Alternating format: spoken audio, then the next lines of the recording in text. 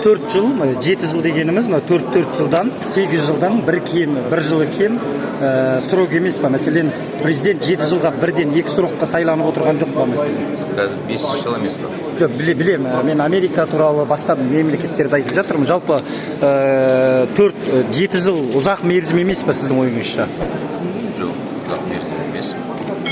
Өйткені толыққанды реформаны өткізу үшін, толыққанды өз жоспарларын іске асыру үшін 7 жыл менің ойымша. Ол енді біз аспаннан алған жоқпыз ғой. Дүниежүзілік тәжірибемізді қарап. Қандай тәжірибе нақты? Депутаттар жоқ, мәселен Америкада 4 жылдан 8 жыл екі мерзім отырады. Зерттеген адамдар, сол зерттеген адамдардан сұрап жүрмін. Сіз Назарбаевпен бірге баспасөз хатшысы болдыңыз, Назарбаевтың адамы болдыңыз, сізді кадр деп есептейді.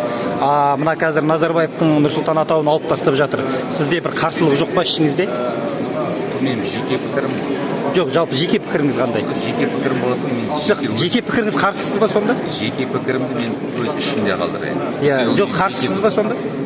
Ол жеке пікірім. Жоқ, сіз қолдайсыз ба? Сондықтан жеке пікірімді өз ішімде қалдырайын.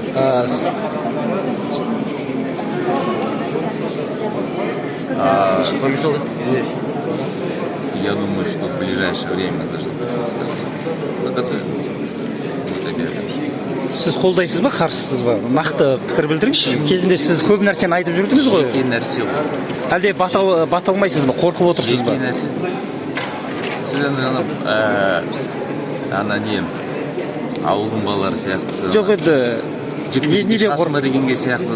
Сіз маған ондай намысқа тиетін нәрселерді айтпай қойсаңыз. Жоқ, енді сіз неге бата алмайсыз мәселе? Сіз бұған дейін пікіріңізді айтып жүрдіңіз ғой. Айсұлтанға байланысты өткір пікірлерді айтып жүрдіңіз. Қазір неден қорқасыз? Өйткені ол менің жұмысым ол кезде сондай болады. Ақпарат министрі болғандықтан мен ақпаратты жеткізу мәселесі болады. Одан кейін мен әкімшілікте істедім. Әкімшілікте мен как раз сол ақпарат мәселесіне де жауап бердім. Сол уақытта мен функционалға кіретін боламын. Функционалға кіретін нәрсені мен айтамын. Қазір менің салам туризм, спорт және мәдениет. Осы 3 сала бойынша мен ешқандай өз пікірім емес, жалпы сала бойынша жауап беруге дайын. Назарбаев қалай қабылдады өз атынан қаланы атын алып тастауды? Қалай қабылдауы мүмкін? Ол сұрақты маған емес, бірінші президенттің баспасөз қызметіне жолдау керек.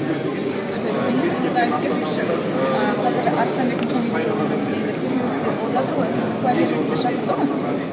Куәлер ретінде мені шақырған жоқ, мен ол уақытта мәдениет министрінің істеген жоқ. Істеген жоқсыз ғой енді қазір оны сол кезде істелген дүниелердің барлығы тексеріліп жатыр да? Ол сұрақ маған емес, сұрақ тергеу жүргізіп жатқан адамдарға сұрақ. Шақырған жағдайда барасыз ғой, Бұл заңды орындаймыз. Тоқаев мәселен экс-президент Назарбаевтың адамдарын жұмыстан, қызметтен алып жатыр ғой. Сізді қашан алуы мүмкін деп ойлайсыз? Жалпы ондай қауіп бар ма сізде? Мен мемлекеттік қызметкемін. Мемлекеттік қызметке болғанда мен өз жұмысымды істеймін. Егерде жұмыс дұрыс істемесем, онда алып тастауға мүмкіншілік бар. Дайынсыз. рахмет көп барыңыздар. Рахмет.